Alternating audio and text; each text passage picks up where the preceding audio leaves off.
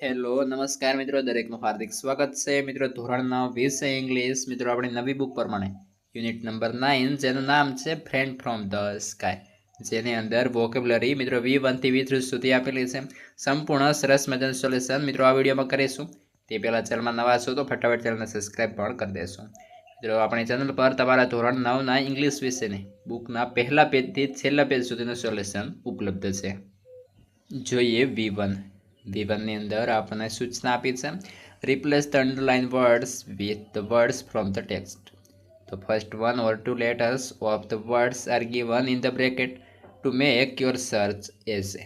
તો મિત્રો સંપૂર્ણ આપણે સરસ મજાની તેની જે ખાલી જગ્યાઓ આપણે પૂર્ણ કરવાની રહેશે, જેની અંદર મિત્રો જે વર્ડ્સ આપેલા છે તેના આધારે આપણે સંપૂર્ણ સરસ મજાનો જે ફકરો છે તેને પૂર્ણ કરીશું.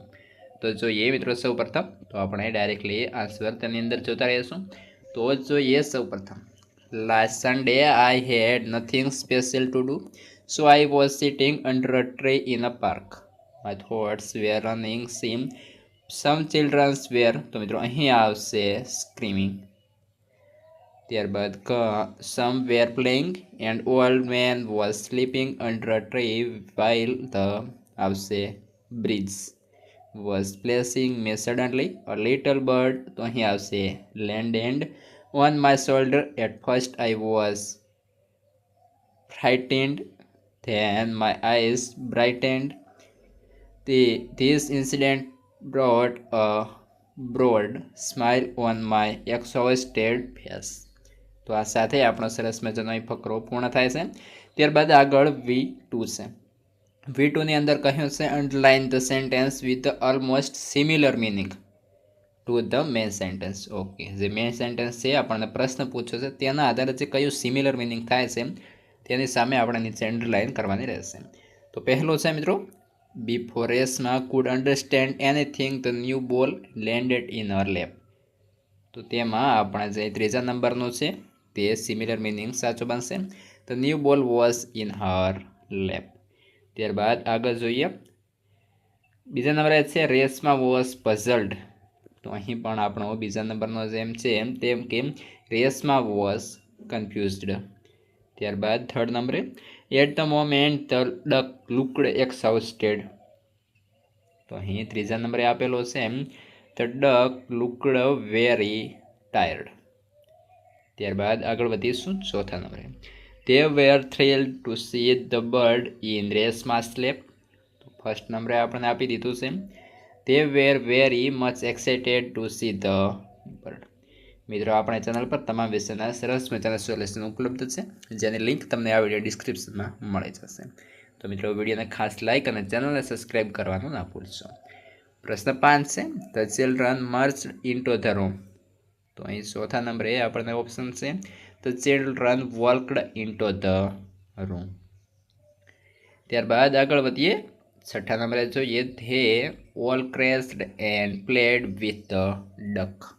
તો અહીં લાસ્ટમાં આપણને આપ્યું છે જેની અંદર સેન્ટેન્સ કંઈક આવશે, children showed there licking by moving their hands on the duck and playing with it. ત્યારબાદ આગળ જોઈએ મિત્રો V3 તરફ. V3ની અંદર આપણને કહ્યું છે, complete the dialogue using the words from the bracket and read out in pairs. કૌંસમાં આપેલા જે શબ્દો છે તેનો ઉપયોગ કરી ડાયલોગ પૂર્ણ કરવાનો રહેશે. તો જેની અંદર આપણને મિત્રો કૌંસમાં શબ્દો છે સ્પેસ્ટિક, ડીમ, ફ્લેપ, વાઇન્ડલી અને ફ્રાઇટેન્ડેડ. તો જેની અંદર પહેલો આપણને મિત્રો ડાયલોગની અંદર A, mamma how do you feel it your see friends dog approaching or coming to you. ત્યારબાદ બીની અંદર કહ્યું છે આઈ બી. તો અહીં મિત્રો આપણે ખાલી જગ્યાની અંદર આવશે પ્રિટેન્ડ. ત્યારબાદ A, what would you call the person who has no control over his legs and hands. તો આપણને બીની અંદર કહ્યું છે, તો બીની અંદર આઈ વુડ કોલ હિમ ઓર હર. તો અહીં મિત્રો આપણને ખાલી જગ્યામાં આવશે spastic. A, can you see the duck in the pound. B, no I can't. A, why can't you see the duck. B. તો મિત્રો અહીં આપણો ખાલી જગ્યા આન્સર બનશે because the light is dim her. ત્યારબાદ એ છે it's the monsoon time, it is running heavily now. ત્યારબાદ બીની અંદર આપણો અહીંયા આન્સર બનશે yeah it is vainly too. તો મિત્રો આ સાથે આપણો જે છે મિત્રો પૂર્ણ થાય છે. હવે આગળના વિડીયોની અંદર આપણે જોઈશું મિત્રો કોમ્પ્રિહેન્શન. વોકેબ્યુલરી કમ્પ્લીટ પૂર્ણ કરીએ છીએ.